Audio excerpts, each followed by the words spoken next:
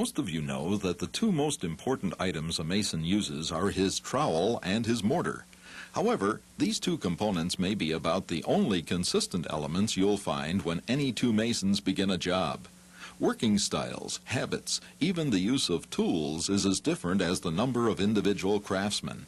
But there's one important detail that must remain consistent, no matter who is doing the job: proper workmanship. Today, we're going to show you some of the most important elements which make up proper workmanship and why they're necessary for strong, water-resistant walls. Master Mason Pat Howley of S-Rock Materials, manufacturers of Bricksmet masonry cement, will demonstrate some of the common problems associated with improper workmanship, why they are problems, and how to overcome them for stronger, water-resistant, and even better-looking masonry walls. Let's begin with one of the most important processes: how mortar is mixed. Desirable mortar always has certain characteristics. It's workable, which means it sticks to the trowel when it's picked up, yet it slides off the trowel easily when it's spread. Good mortar is also plastic, which means it's easy to spread. Along with these characteristics, it's also important to point out what makes a proper mortar mix and what effects different mixes can produce. A proper mix should be 1 part masonry cement to 2 1/2 to 3 parts sand, and mixed for 5 minutes. If greater proportions of masonry cement are added to the mixture, it will become too rich. On the other hand, greater proportions of sand will lead to an overly sandy mix.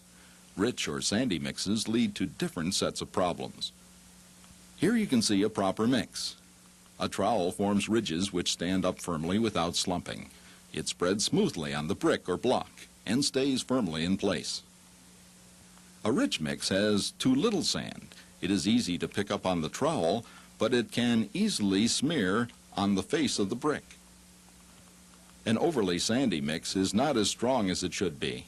It slides too easily off the trowel and the masonry unit. The bond is weaker when the mix is too sandy. Once the mortar has hardened properly, a new set of problems may become evident. Let's take a look at the results of these problems we built into these test panels. What I have here is an illustration of the different amounts of sand that you can get charged into the mixer at one time. Here on the bottom, I have essentially a 1 part masonry cement to 1 part sand, which is we will call a super rich mix. In the center, we have a standard mix of 1 part masonry cement to 2 1/2 to 3 parts of sand. And in the top, I have a super sandy mix, which essentially is 1 part masonry cement to 9 parts of sand. Now, an identifying factor of the super rich mix is a very glassy, smooth joint. But that in itself, being a super rich mix, causes problems within itself, because it will have shrinkage cracks, and they do show, and those shrinkage cracks, which are illustrated right there, is a point for water to enter into the wall. And here in the center, we have the recommended mix: 1 part masonry cement to 2 1/2 to 3 parts sand. And here on the top, we have the oversanded mix: 1 part masonry cement to 9 parts sand. The problem with this oversanded mix is that it reduces bond, it reduces strength, and it also creates a very porous mortar joint which will absorb moisture. When making the initial mortar mix, sand measurements are very important. Here you can see that 6 number 2 shovels of dry sand yields less volume than 6 number 2 shovels of damp sand. In any case, the correct amount of sand for mixing mortar to ASTM C270 proportion specifications is 2 1/2 to 3 cubic feet of well-graded sand to 1 bag of masonry cement. Also, sand color can have an amazing impact on the final appearance of a masonry wall.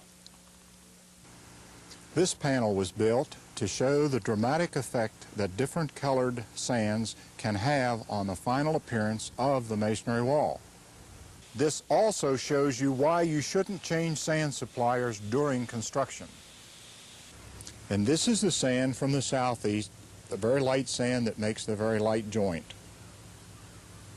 And this sand is common to northern Illinois. And this sand is common to my area, the Ohio Valley. Now that we've discussed the proper mix, let's examine the proper working practices with that mortar. Now I'm going to start laying brick. And the idea is really, you've carried this mortar to the wall once, don't take it off and throw it back there. Take it off and put it on that brick. But when you get ready to put another brick on there, you put a full head joint and a full bed joint and squeeze it together. Now I'm going slow because I want you to see what I'm doing, but in the same respect, when you're out there laying brick, making a living, you can't take this much time. But let me tell you something. If you don't take this much time, you may be liable for some damages. Now let me illustrate once again what I'm talking about on that full head joint and full bed joint. After taking these brick off, it shows the full bed joint and the full head joint giving total protection and a strong wall. And over here I'm going to do something that they do quite frequently, and that's furrow a mortar joint too deeply.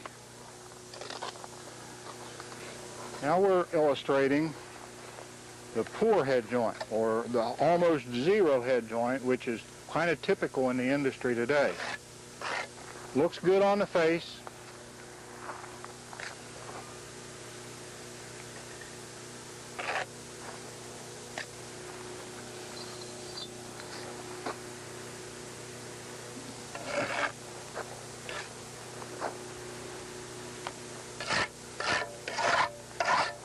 Now I'll take these brick off that I put on here with a deeply furrowed bed joint and the very slim head joint, and you see what kind of a problem it causes. It leaves a trough down in there for the water to, and when it's raked here, you're reducing the amount of protection from Mother Nature.